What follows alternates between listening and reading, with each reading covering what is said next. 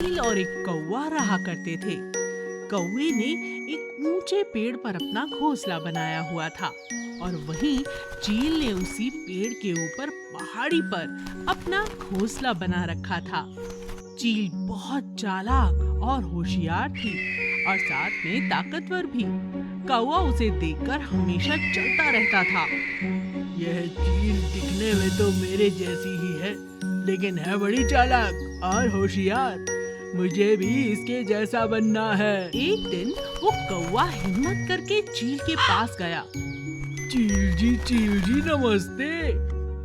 कौन हो तुम और यहाँ क्या करने आए हो? चील जी, मैं पहाड़ी के नीचे उस पेड़ पर रहता हूँ। मैं आपको रोज शिकार करते देखता हूँ। मुझे भी आपकी तरह ताकतवर बनना है। अपनी ताकत का राज मुझे बताइए।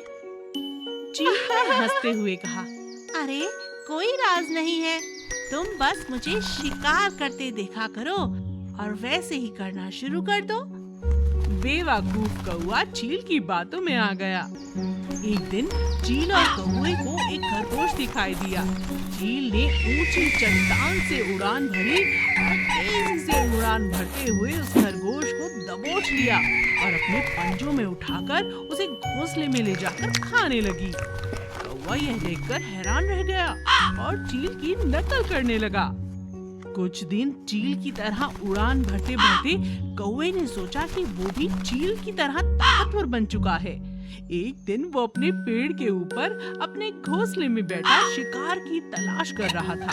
तभी उसे एक खरगोश दिखाई दिया। आज तो मैं चील की तरह शिकार करके ही रहूंगा। अभी इस खरगोश को पकड़ता हूँ। कौवे ने चील की तरह पेड़ के ऊपर ऊंचाई से उड़ान भरी और खरगोश को पकड़ने के लिए चल पड़ा। लेकिन खरगोश ने कौवे को अपनी ओर आते हुए देख लिया। अरे भागो भागो भागो! इससे पहले कि कौवा खरगोश को पकड़ पाता, खरगोश वहाँ से भाग गया। लेकिन इससे पहले कि कौवा संभल पाता, बहुत देर हो चुकी थी और कौवा चट्टान से टकराकर बुरी तरह से घायल हो गया था। मुझे अब चील नहीं बनना, मैं कौवा ही ठीक हूँ। ना मैं चील की तरह उसकी नकल करता और ना ये हाल होता। मैं सच में मूर्ख हूँ, बहुत बड़ा मूर्ख। चील यह सब देखकर जोर जोर से हंसने लगी।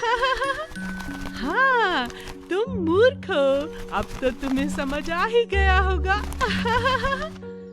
चील बनना तुम्हारे बस की बात नहीं। गुफा का रहस्य और शेर खान। जंगल का राजा शेर बहुत ही ज्यादा बुद्धिमान और समझदार था। उसे अपनी प्रजा की रक्षा हमेशा से करनी आती थी। लेकिन इस बार राजा शेर के सामने एक बहुत बड़ा संकट आकर खड़ा हो चुका था।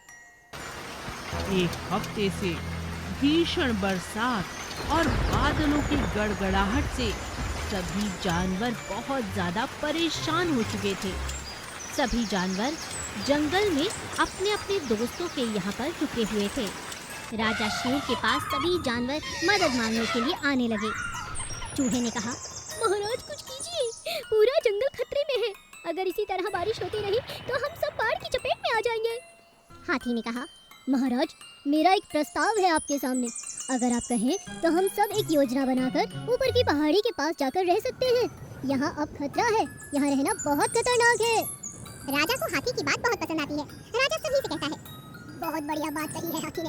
हम सबको ऊपर वाली पहाड़ी के पीछे चले जाना चाहिए। हम सब मिलकर वहाँ बढ़िया बढ़िया घर बना लेंगे। कुछ ही दिनों की बात है, हिम्मत मत हारो साथियों। राजा की बात सुनकर एक खरगोश जोर से कहकर बोला, चुप हो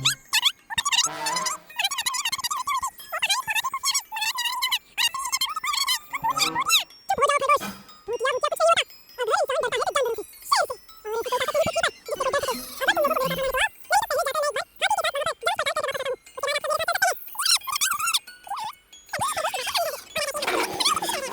एक हाथी के साथ वहाँ पर जरूर पटाता हूँ।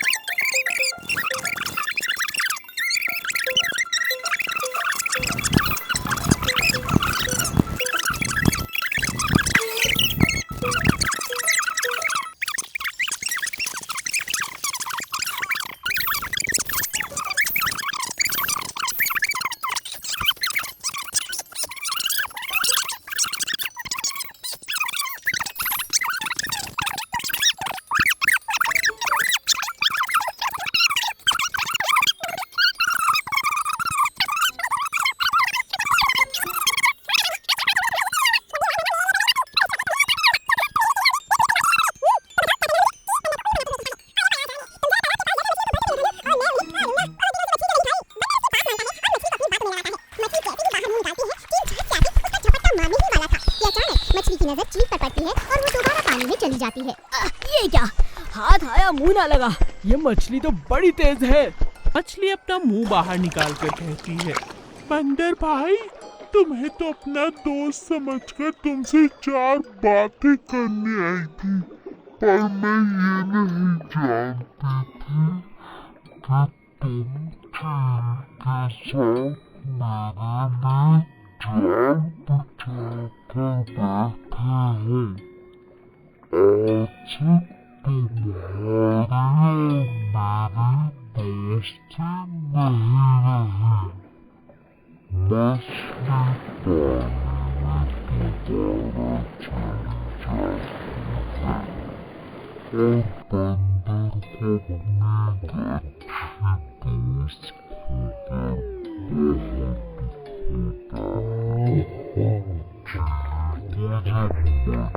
रही। मछली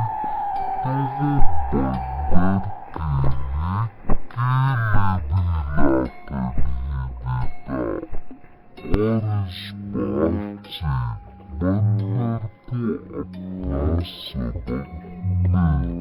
में दोबारा चली जाती है और बंदर को अपनी अच्छी दोस्त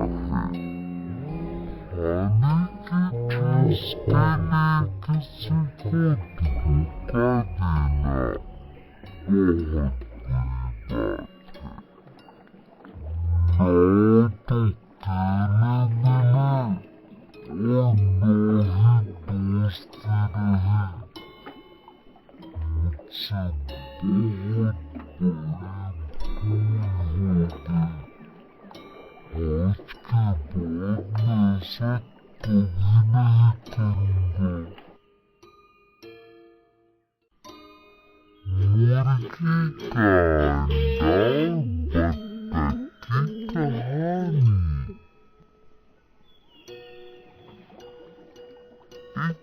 छोटे से तालाब के पास बहुत सुंदर सुंदर कुछ मुर्गियां रहा करती थी। पानी के अंदर तालाब में बहुत सी बत्तखें खेला करती थी। वहीं पर वो अपना जीवन बसर करती थी। एक बत्तख माँ बनने वाली थी। वो अपना बहुत ख्याल रखती थी। एक दिन उसने देखा कि उसी की तरह एक मुर्गी भी माँ बनने वाली है। बत्तख ने जाकर मुर्गी से बात की। सुनो बहन, क्या तुम भी माँ बनने वाली हो? कैसी तबीयत है तुम्हारी? तुम्हें देखकर लगा तुम भी मेरी तरह बहुत जल्द माँ बनने वाली हो, तो सोचा तुम्हारी खबर ले लो। मुर्गी बत्तख की मीठी मीठी बातें सुनकर बहुत खुश हुई। मुर्गी उसके पास आती है और कहती है, हाँ हाँ, मैं भी माँ बनने वाली हूँ, लेकिन मुझे यहाँ पर रहना इतना अच्छा लगता है कि और कहीं जाने का जी ही नहीं करता। यहाँ हवा है, पेड़ है, पानी है, और आज तुमसे दोस्ती करके मुझे बहुत अच्छा लग रहा है बहन। हम दोनों एक दूसरे का ख्याल रख सकते हैं। जल्दी ही हमारे बच्चे हो जाएंगे। क्यों, क्या कहती हो? मुर्गी की बात सुनकर बत्तख कहती है, हाँ बहन, आजकल मौसम बहुत सुहावना है। हम दोनों अच्छे अच्छे विचारों की बातें करेंगे ताकि हमारे बच्चों पर उसका अच्छा असर हो। अब धीरे धीरे हर रोज बातें करने के कारण बत्तख और मुर्गी के बीच में बहुत अच्छी मित्रता हो गई थी। एक दिन अचानक मौसम बहुत बिगड़ गया। तेज पानी का तूफान आया इतनी तेज बाढ़ थी कि पूरा तालाब गहरे पानी से भर गया और बहुत ज्यादा पानी आने के कारण बत्तख खुद को संभाल ही नहीं पा रही थी। बत्तख मदद के लिए पुकारने लगी। बचाओ बचाओ, कोई है कोई है। मुर्गी उसे देख लेती है और उसकी मदद करने के लिए भागती है। बहन, मैं आ रही हूँ तुम्हारी मदद के लिए। जैसे तैसे मुर्गी उसे एक डंडी देकर सहारा देती है और बत्तख किनारे तक आ जाती है। तेज पानी को देखकर मुर्गी और बत्तख हैरान रह जाते हैं। न जाने कितनी ही बत्तखें उस बाढ़ के पानी में बह गई थी। हाय राम, आज तुम ना होती तो मैं अपने बच्चों के साथ मर ही चुकी थी। तुम्हारा बहुत बहुत शुक्रिया मेरी सहेली। कैसी बातें करती हो? आओ थोड़ा आराम करते हैं। 1-2 दिन की बात है, बहुत जल्द पानी ठीक हो जाएगा और फिर तुम दोबारा अपने तालाब में रहने लगना। जैसा मुर्गी ने कहा था वैसा ही होता है। 2-4 दिन के बाद फिर से तालाब में पानी पहले जैसा हो जाता है। बत्तख अपने पानी में चली जाती है और कुछ ही दिनों में उसके बहुत सारे नन्हे नन्हे बच्चे हो जाते हैं जिन्हें वो तैरना सिखाती है। और उस तरफ मिट्टी के पास पेड़ के नीचे मुर्गी भी अपने अंडे दे देती है और हर रोज उनके ऊपर बैठकर बत्तख से बातें करने लगती है। अब दोनों दोस्त एक दूसरे के साथ सुख दुख बांटते और जंगल की प्रकृति का आनंद लेते। एक दिन चीकू खरगोश अपने दोस्त की बर्थडे पार्टी के लिए जा रहा था।